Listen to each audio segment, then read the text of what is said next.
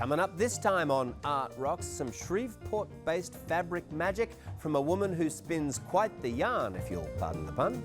So I learned how to weave.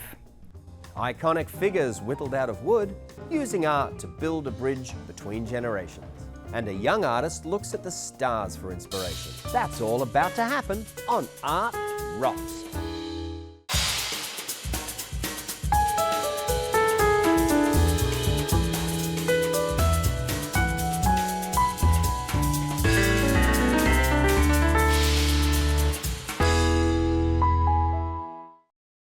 Art Rocks is made possible by the Foundation for Excellence in Louisiana Public Broadcasting and by viewers like you. Hello, and thank you for joining us for Art Rocks with me, James Fox Smith, publisher of Country Road Magazine. We've been up north today, but not too far north in Shreveport, to meet a woman whose talent for working wool has to be seen and felt to be believed. Forget the simple sweater, have a look at these amazing things.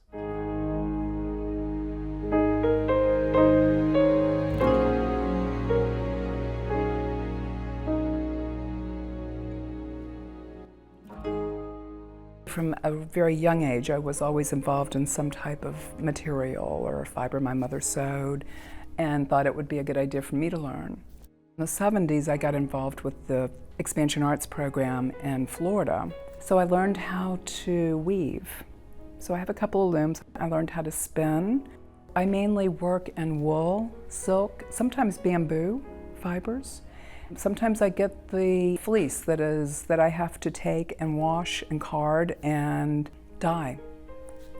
So it's all sustainable materials. Nothing has to dye. Recently, I was in a workshop in Austin by a woman from the Netherlands, and she taught a class on making coats. And I made a coat, and it's all one piece. You have to make it so large, 5 times as big as the coat, because wool shrinks. And then we laid the fiber on there, and we had to add different pieces so we could get the fullness. And then we had the sleeves, no glue, no sewing. It's all manipulated. Wool has scales in it, and when it's warmed up and there's friction, the scales open and then they connect to each other. So the scarves with the silk, I have a silk base, which I dye all my silk, and then I lay the wool on the silk. Now I have to use cold water because I don't want the wool to felt before it goes through the silk. There's no sewing on these. It's a piece of silk and it's wool. By slowly massaging the fibers, they go through the silk and connect on the other side. And it becomes one continuous piece of fabric.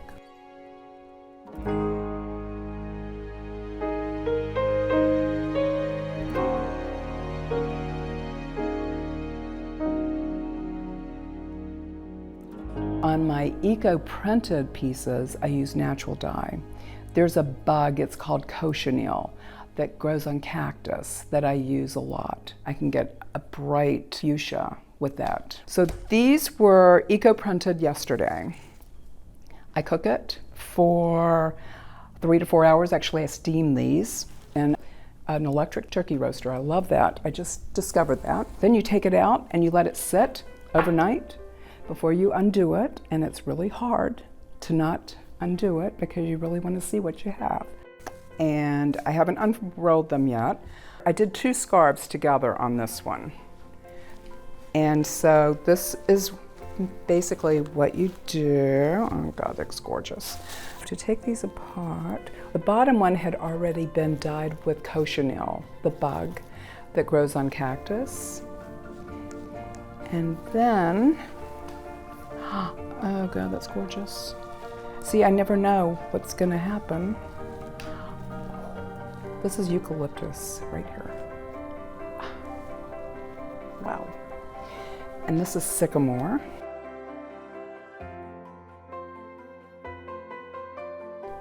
This is more eucalyptus. Didn't do too much there. But this one is really,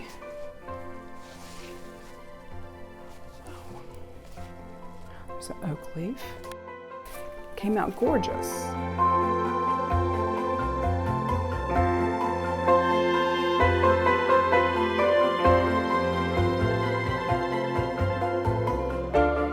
I'm experimenting with doing a lot of pods. It's kind of like magic because you put the fibers down and then you wet them with warm soapy water, and then you wrap them in a pool noodle and you use bubble wrap, and then you roll. It's labor intensive, but you get a good workout. When it starts coming together, it takes a form of its own. You have to sculpt it because wool has a memory. I have an idea, I have a sketchbook, so I try and sketch everything out before I do it. It doesn't always come out like my sketch, but it is close. And then I will put towels and fabric in them while they're wet so that they'll dry in the shape I want them. The pods are like a cocoon. They're like a safe space, and that's what they remind me of. I'm making lighting fixtures. I have a cage that I get, and then the insides go in it, and then I felt around it. Those are fun to make. Bags. Wool is so durable. They last forever. Hats. I do hats. I love making hats. And I'm doing some jewelry, some necklaces. And I have cuffs that I make. I've been working on acoustical pieces, like this piece behind me. This is a layered felt. It took me about 6 weeks to make that thing, but it absorbs sound. This piece is called Among the Fronds. First I did a whole layer of just wool on the bottom, and then I made pre-felt, which is very loosely together, but it holds together. And I cut leaves out, and then I put tape in between. I would put one edge on the background and then put a piece of tape so that the whole thing wouldn't fuse together. The vases I make using a resist. It's called a resist, and it's floor underlayment. You know, if you're putting down Pergo or something, there's that white base that you put down before you put it on there. Well, I use that for my resist. So you cut a shape out. Everything starts out flat, and you put fiber on one side, then you flip it, put fiber on the other side, and you do that. You usually do 4 or 5 layers so that you can get a really nice thick felt.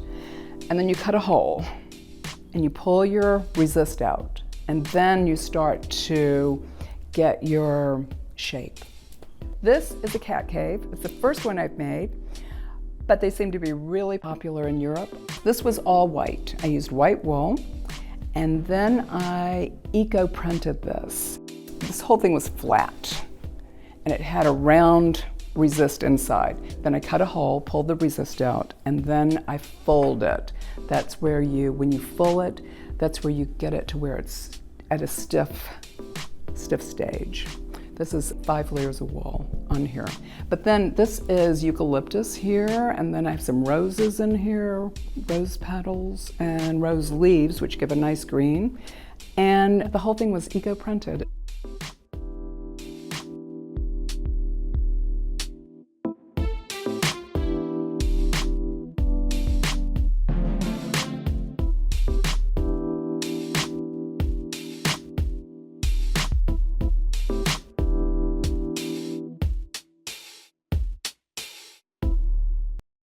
Want to get out of the house and get to grips with some serious art this weekend? Here are some of our picks for notable exhibits coming soon to a museum or a gallery near you.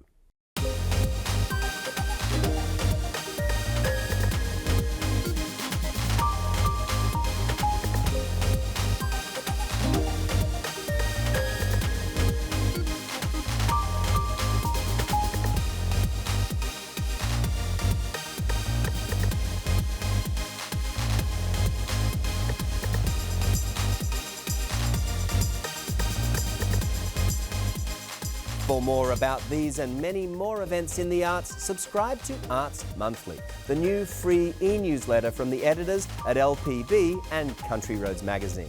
What's more, the Art Rocks website features every episode of this program, so to see or share any episode again, log on to lpb.org and navigate to Art Rocks.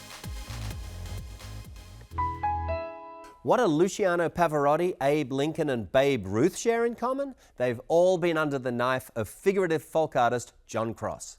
This Elizaville, New York sculptor whittles wood blocks and creates art that fairly glows with humanity. Come along to Cross's studio to learn more.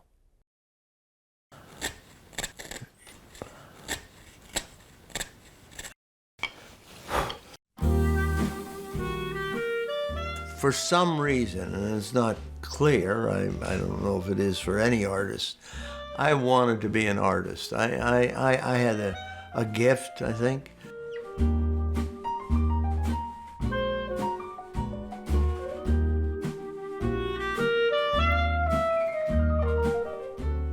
I learned to carve.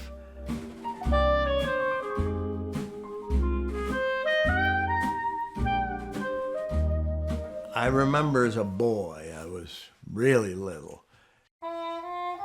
We lived in Jersey, and there was an old grandfather lived next door to me. And he carved little pigs for his kids, for his grandchildren. And I thought that was so wonderful. He was able to carve these things, give them away, and he just knocked them off. I mean, he'd do tons of them. And I thought, well, what a nice thing that would be to do. And then, so I think that's what first attracted me. I started doing sort of primitive figures. Somehow, somebody saw those. The guy said, gee, I'd like to show your work. Do you want to show it? I said, well, I don't know anything about, I knew artists showed. This guy sold out the show. And I said, well, this is pretty good. I knew I wasn't going to get out of advertising right away, but it was great.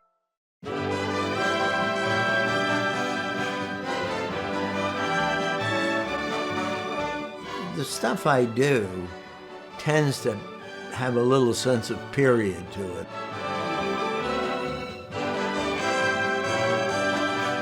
I liked the older time. I think we all do, and it was kind of wonderful.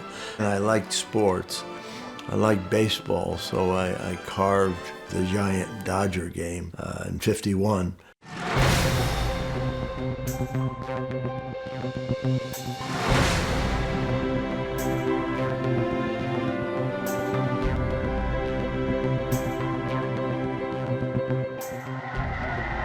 Down the line in third, not taking any chance. Watson without too big of a lead at second, but he'll be running like the wind if Johnson hits one. Francis rolls. There's a home flag. I tell me, I believe. The Giants won the corner. The Giants won the corner. The Giants won the corner. The Giants won the corner. Bobby Thompson hits into the very back of the left-hand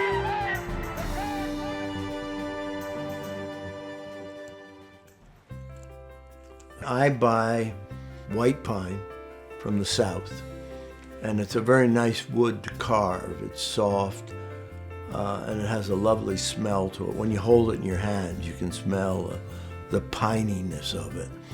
And then I will saw it up into the lengths. Say, okay, I'm going to do a figure this tall.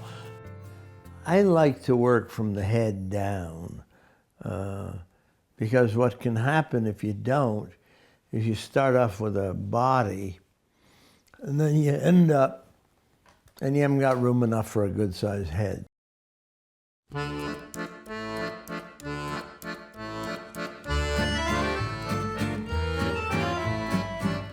If you've ever been to the circus, there'd be the big parade. This is basically my version of that parade with the elephant and the baby and the man who picks up what the elephants leave behind.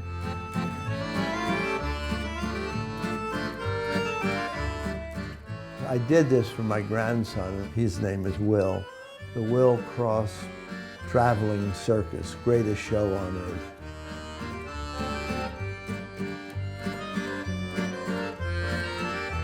Absolute came to me and said would I do one of their ads. They used to feature artists, Warhol. There'd be Absolute Warhol, Absolute this, Absolute that.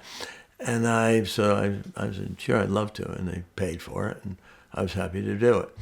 And they said, well, what would you do for us? And I said, well, how about guys sitting on chairs, stacked absolute boxes, playing checkers? Because that meant I'd just have to slice off a stick or a doweling. They said, well, we like that, but the head of Mr. Ruse, the head of Absolute, is a chess player. And could you carve a chess game? So obviously carving chess game is different than carving a checker game. So, but I did a chess game and it was kind of fun.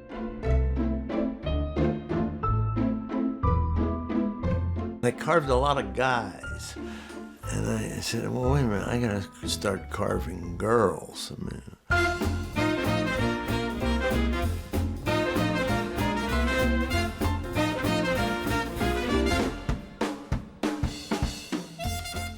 it was a nice thing to carve because it was an action figure. They were moving and swan diving. Carving, wood carving, whittling, if you would, is a nostalgic activity. I can spend days doing it.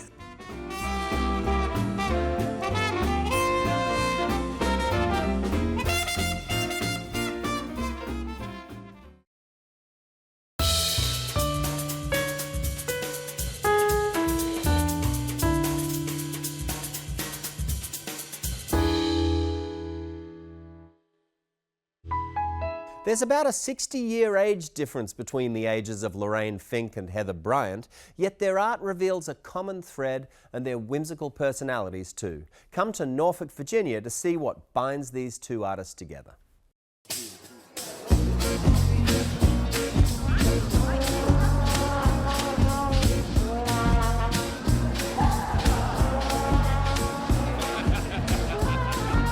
I think the contrast in materials is interesting because you have obviously it's very dense natural fabrics.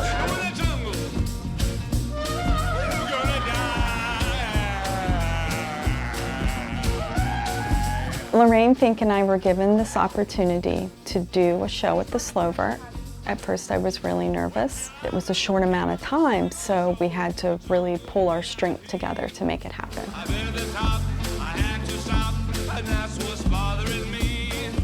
We both got our signature looks, and they do complement each other, and I think it will be a nice pairing for a show.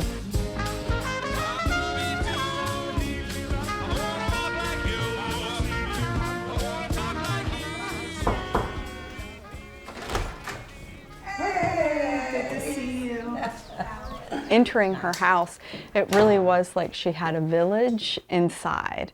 In her living room, dining room, all the different rooms in her house were filled with these people, and they had a strong presence. From early on, I was interested in peoples that are different from ours, and especially very primitive people. I just had fun turning them into humanistic-looking tribes and totems. All the things from the electrician, he was saving stuff for me and had a bunch of stuff in the back of his car. Well, it's fun to see how you're recycling these different items and taking things, you're giving them a new life. There you go. Well, I'm sort of fascinated by each of these having their own personality, and they become a part of the people that you collected the objects from. Yeah. So it's sort of like their spiritual being. Mm-hmm. The first works that I was familiar with from Lorraine were her 2D works, and the first works that she saw mine were 2D. So coming together on this project was the first time that we got to see the things that we were doing in the 3D world. So these are some of the things that I've been working on.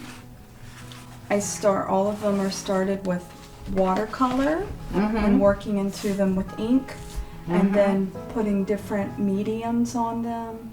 We have a lot of texture to them, which is very similar to your work. And then finding faces and things, I can identify with your aesthetic of looking at these forms and then these beings emerging from them.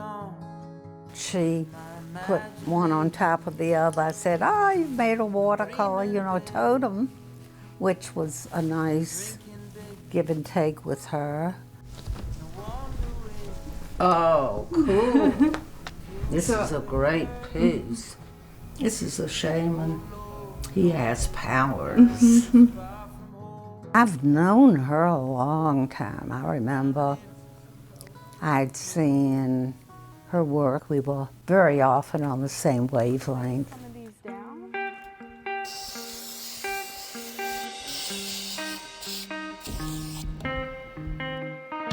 For the show, we're going to combine her current work, my current work, and 3 pieces that we're collaborating on.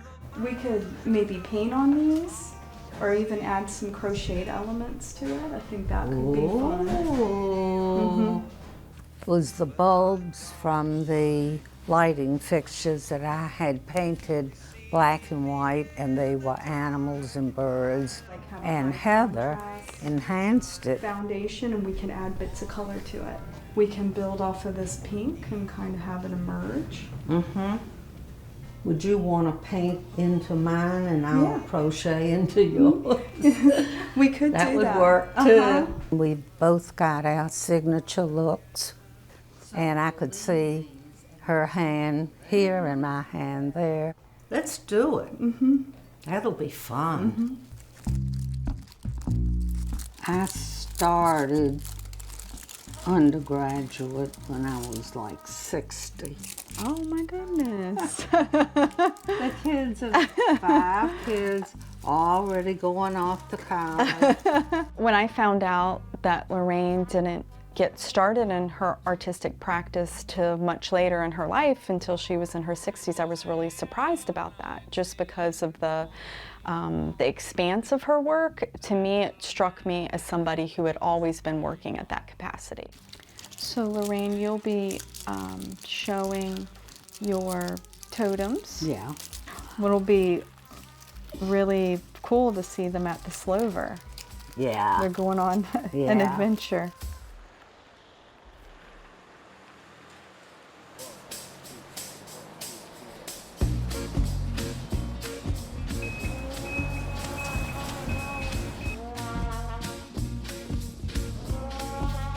It's a beautiful new world-class building, and what a beautiful space to show my tribes and totems that they just felt like they moved in. I was really impressed by the different components, whether it was the found bits and pieces. Seeing all those materials together was really impressive.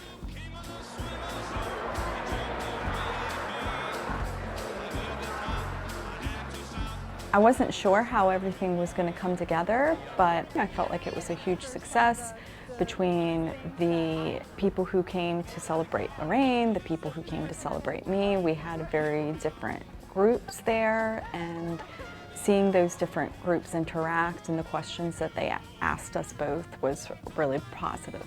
Even though our works are different, there's a lot of common themes, so it was really cool to investigate.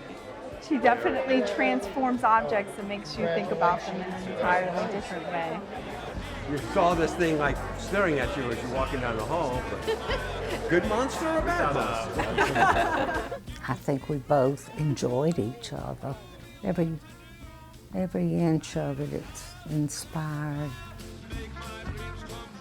Well, thank you for coming. It's been a great experience working with Lorraine. We've both had a lot of fun. And we've done 3 collaborative pieces that are up front, so please check it out. And Lorraine is a big inspiration to me, and we have so much in common as far as working with images that investigate the spiritual world and looking at the past, present, and future as subject matter. So, do you have anything you'd like to say? You just said everything I was going to say. When I'm in my 90s, I hope I'm exactly where Lorraine is. She's still making things, she's still thinking of new ideas, she's still challenging herself and reinventing her artwork. So that's exactly where I'd want to be.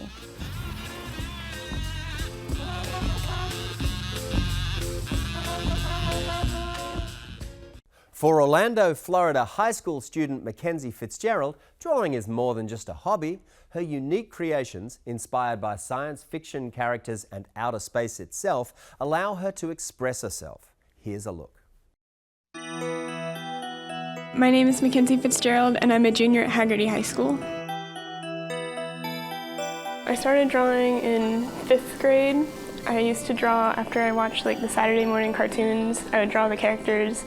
I try to copy them, then I try to make up my own sort of sci-fi characters to go along with the stories. I've always sort of been fascinated with outer space, and I really admire the pictures from the Hubble telescope. I really just love how each picture is different and unique, and no two clusters of stars are the same. I try to incorporate that into my art and use the colors from those pictures. I just really like using really bright, vibrant colors in my pieces. I like having one color throughout the whole piece to sort of tie it all together. McKenzie is an amazing student. She's so easy to teach. She is smart, she's sweet, she's focused, and extremely talented. She can come up with ideas and bring them to fruition. McKenzie understands the art elements and design principles and how they work together. She can put them together and come to a masterpiece. I hope to maybe one day work for Disney, maybe as a concept artist, just to be able to bring the ideas of the writers into reality. I've always loved creating my own things and being able to take the ideas from my head and put them on paper. I think it's taking a snapshot of what you're thinking and being able to take it from your mind and show someone, this is what I did, this is what I made. It's you can't express in words, so you express in pictures.